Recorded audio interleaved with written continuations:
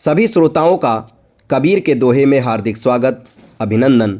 आज के इस वीडियो में आप सभी के सामने प्रस्तुत है कबीर जी का एक दोहा और उसकी व्याख्या। बढ़ते हैं दोहे की तरफ। गुरमूरति गति चंद्रमा सेवक नयन चकोर। गुरमूरति गति चंद्रमा सेवक नयन चकोर। आठ पहर निरखत रहें, आठ पहर निरखत रहें गुरमूरति की ओर। साहब कबीर कहते हैं, जिस प्रकार पूर्णिमा का चंद्रमा अपनी शांत, शीतल और मनमोहक किरणों से जगत को शीतलता प्रदान करता है और घोर अंधकार को दूर करता है, ठीक उसी प्रकार गुरु अपनी ज्ञान रूपी शीतल चांदनी से शिष्य के अशांत मन को शांत करते हैं और उसके भीतर के अज्ञान रूपी अंधकार को जड़ से नष्ट कर देते हैं। गुरु का स्वरूप सदा ही शिष्य के लिए कल्याणकारी, मोहक और परम आकर्षक बना रहता है।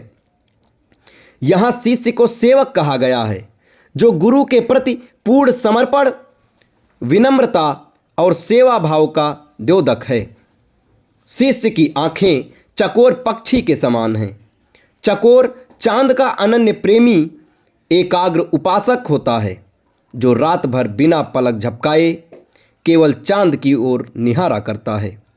वह चांदनी के सिवा और कुछ ग्रहण नहीं करता। इसी प्रकार सच्चे शिष्य की दृष्टि केवल और केवल गुरु के दिव्य, शांत और ज्ञानमय स्वरूप को निहारने के लिए आतुर रहती है। गुरु ही इसके लिए ज्ञान, प्रकाश और प्रेम का एकमात्र केंद्र बिंदु है।